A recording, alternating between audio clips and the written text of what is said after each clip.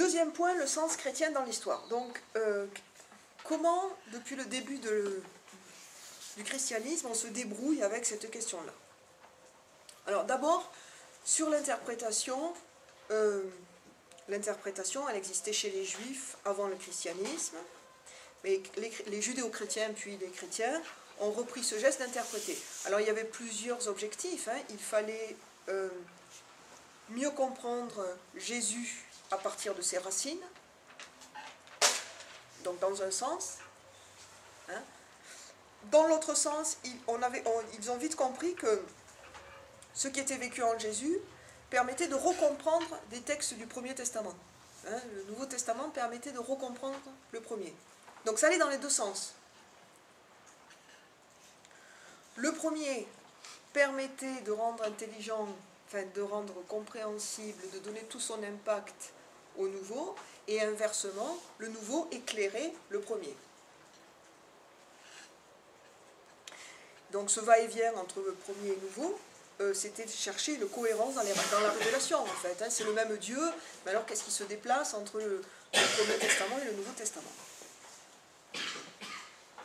Et donc, ça arrive très tôt. Paul fait ça, déjà. Paul fait ça.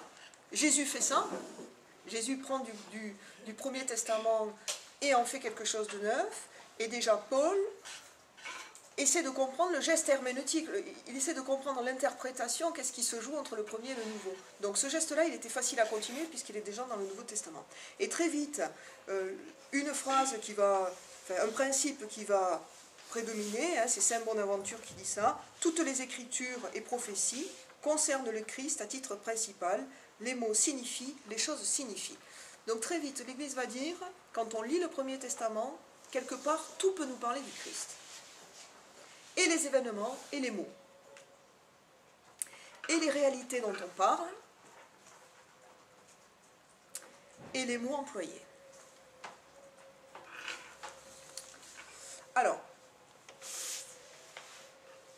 donc la question qui va se poser, c'est comment on trouve le Christ dans le Premier Testament. L'interprétation du Nouveau Testament a posé moins de problèmes. Bon, mais les problèmes sont arrivés sur le Premier Testament. Comment on fait pour se saisir du sens chrétien dans le Premier Testament? Et là, il va y avoir deux écoles. Il va y avoir ce qu'on appelle l'école d'Alexandrie et puis l'école d'Antioche. L'école d'Alexandrie, je vais donner les détails, mais en gros c'est la philosophie, c'est l'influence de la Grèce. Donc quelque chose qui va être beaucoup plus théorique, beaucoup plus spéculatif, beaucoup plus vite. Et puis Antioche, qui est beaucoup plus sémite, concret,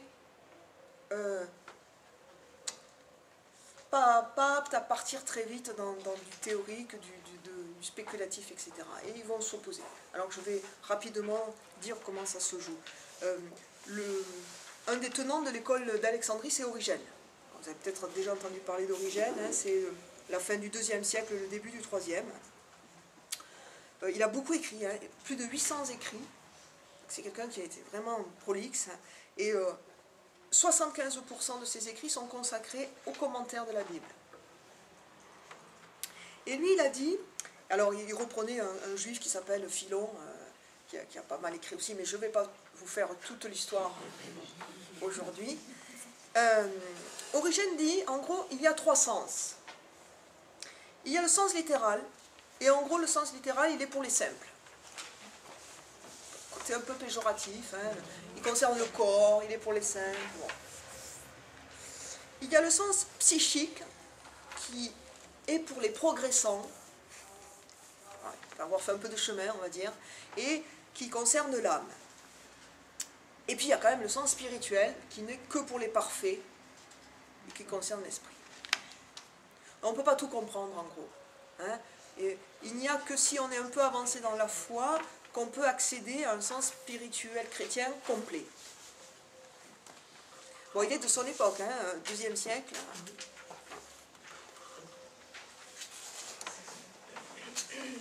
Alors, parfois, il rajoute un quatrième sens, mais en gros, quand même, c'est trois sens. Bon. L'école d'Antioche, elle est beaucoup plus concrète, et elle va dire, il faut le plus longtemps possible prendre en compte et prendre au sérieux le sens littéral.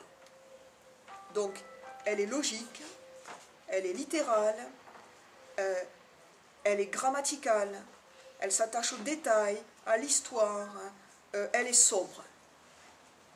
Parce qu'elle dit, c'est dans la réalité des choses, c'est dans le sens littéral, c'est en restant collé au sens littéral que finalement on va découvrir la saveur du texte. Hein, il faut creuser le détail parce que Dieu s'est exprimé y compris dans les détails. Donc ce n'est pas la peine de sauter immédiatement à un autre sens. Si on creuse les détails, on arrive à quelque chose d'important. Je vais vous donner un exemple que j'ai eu en cours plein de fois. On lit Exode et Dieu dit « Je vais vous mener vers un pays ruisselant de lait et de miel ». Vous avez la question à la classe, qu'est-ce que c'est un pays ruisselant de lait et de miel? Alors généralement, les enfants qui ont fait du catéchisme me disent bah, c'est le paradis. C'est un endroit où Dieu est présent. Donc, ils passent à un autre niveau. Ils passent à un niveau spirituel. Et puis, j'ai des enfants qui n'ont jamais fait de catéchisme et qui disent bah, c'est un pays où il y a des vaches et des abeilles. Eh bien c'est génial. C'est totalement génial. Parce que si vous tirez la ficelle, un pays où il y a des vaches et des abeilles, alors il faut dire qu'il y a des brebis aussi, hein, mais si vous tirez, ça veut dire quoi? Ça veut dire c'est un pays où il y a des fleurs et où il y a de l'herbe, et donc il y a de l'eau. Et la terre promise, c'est un endroit où la vie est possible.